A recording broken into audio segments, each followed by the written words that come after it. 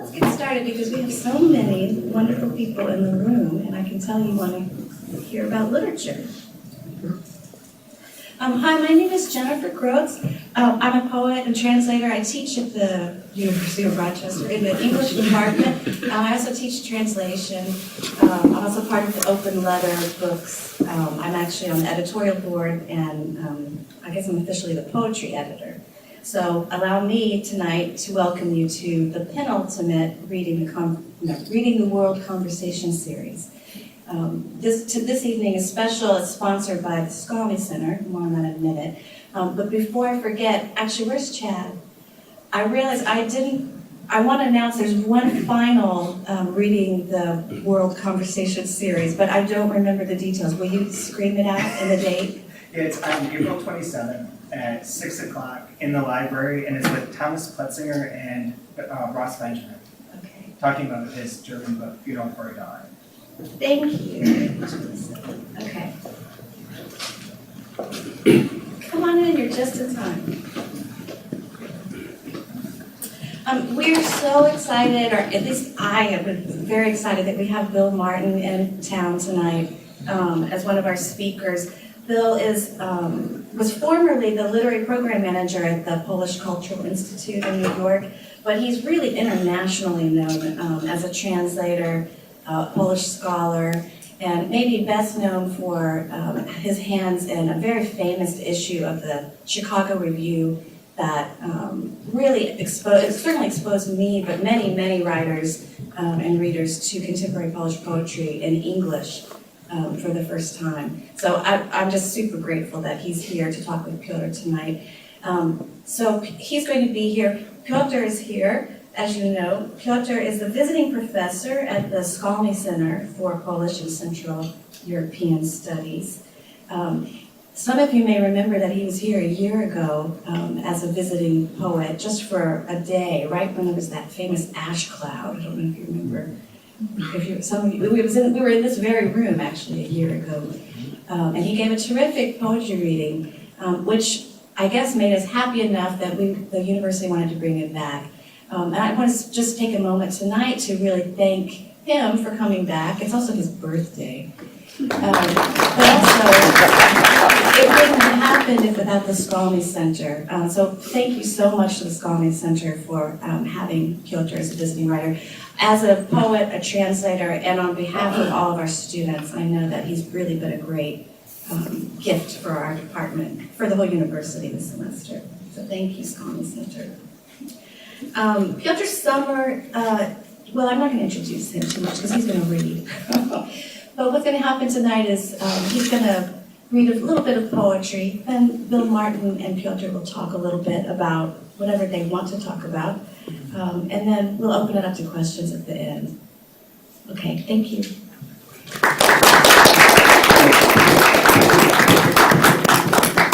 It's a great pleasure to be here again, and I'm grateful to the Skalny who brought me here together with the English department, who helped it, and to the English department to allow me to pretend for a while that I have things to say to some of the students who came here, and I'm very grateful to them because I've been really enjoying my class at the English department this semester very much. So it's also the stage fright because of that is sort of consuming me completely because of this, because of the fact that this year I came here not as a completely anonymous East European with a shy face, but no, this time I have already exposed myself in some silly ways to the students and who are now going to really look at this and listen to this with, whatever feelings they have. I'm going to read for some 15 minutes, that was the schedule, and I hope I'm not going to overdo it. And then we're going to chat with Bill Martin. Thank you for coming. And so I chose a bunch of poems out of my book Continued, and a few outside it, translated later from my more recent book, poems. But I'll begin with the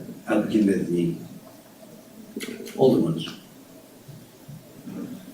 And I may, if you do not mind, and if I can squeeze it within my 15 minutes time, read one in Polish, just for good feeling in the mouth. Celebrations. And there are always some old people coming from far away for the holidays. Strangers, relatives of your wife or of people you know. You usually see them for the last time, and sometimes for the first. Almost like portraits by old masters in a small exhibition. They want to stay sprightly, and they smile to you, to a few others, as though they wished to fix their photos in the air. Look, the whites of their eyes jiggle. Meanwhile, the food's getting cold, vodka in tumblers is taking on the taste of glass, and they talk on, pushing their homemade cake toward you. The men are drowsy, the children sleep. But almost always someone listens to the end. A timid, well-bred young man, old enough to drink vodka with the grown-ups. He's still a bit uneasy with women. He's still single. And now he nods politely at the words of a charming old lady whom he'll wind up taking to the station tomorrow after breakfast.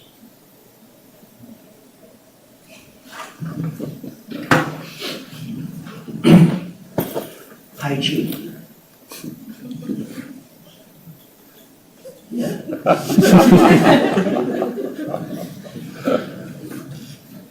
I meant to be cool, not smile, just do it. And you're doing this thing to me all of a sudden, and I cannot hold it. Hygiene. Today, for the first time in months, it stopped at 1 pack. This is how it sounds best. When the impersonal form gets into the ear by itself, when it speaks by itself. Until recently, the word we wasn't so annoying, but just listen to something like this. Today we have smoked only 20, quite as if the author had asked for the floor in order to announce the projected estimates of consumption in the current year, whereas he wants to speak unasked. So hang in there, my friend, hang in there. Smoke, but not much. Speak, but unobtrusively.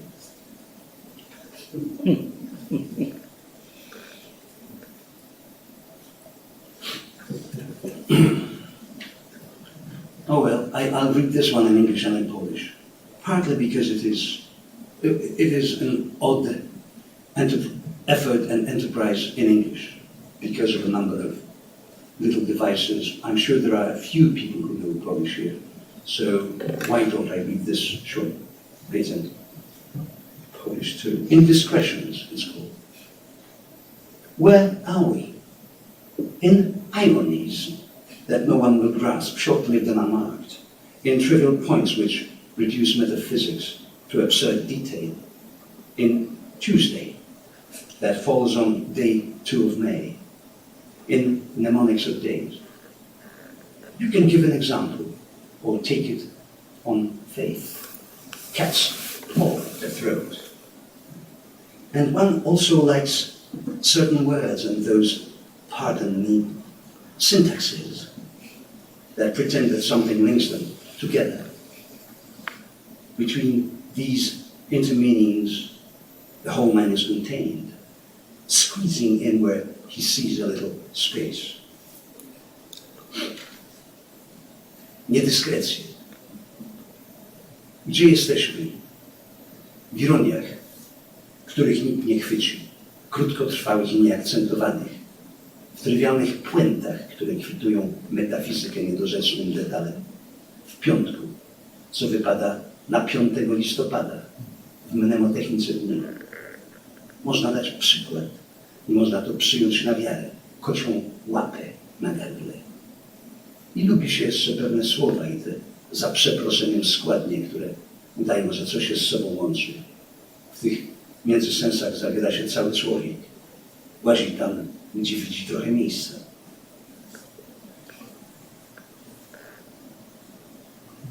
Station lights.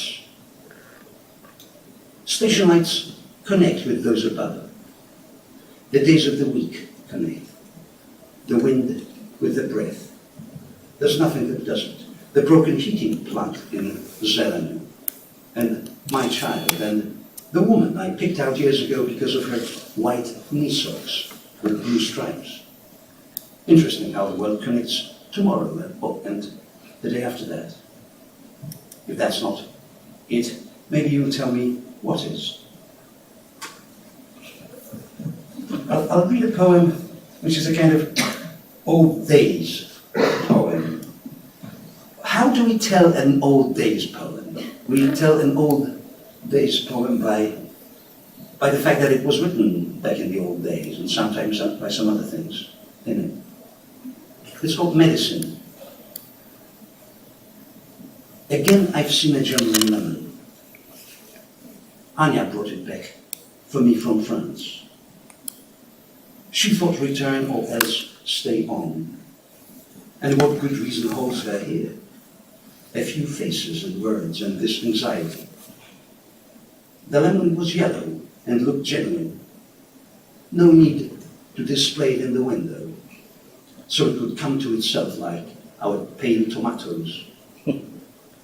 Or as we come to ourselves ripening and yellowing for years. No, it was fully itself already when she brought it. Not so much yellow as gold and slightly gnarled. So I accepted it gratefully. I'd like to put on the thick skin of the world. I'd like to be tart, but on the whole tasty. A child swallows me unwillingly, and I'm good for his cold.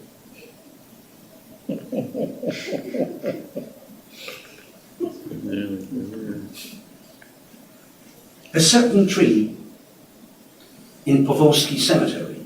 Powązki, as the title, the English title suggests, I don't have to say the word cemetery in Polish, because it's such a famous one and rather beautiful, rather more than beautiful. It's fantastically beautiful. In Warsaw, pretty old. A certain tree in Powązki Cemetery. All memory we owe to objects, which adopt us for life and tame us with touch, smell and rustle. That's why it's so hard for them to part with us. They guide us till the end through the world. Till the end they use us, surprised by our coolness and the ingratitude of that famous spinner, Nemosity. Grammar.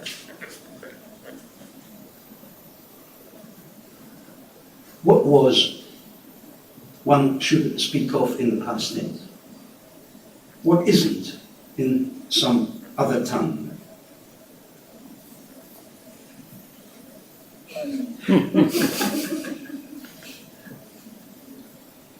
Don't worry, it won't get lost. How could I fail to understand how you feel?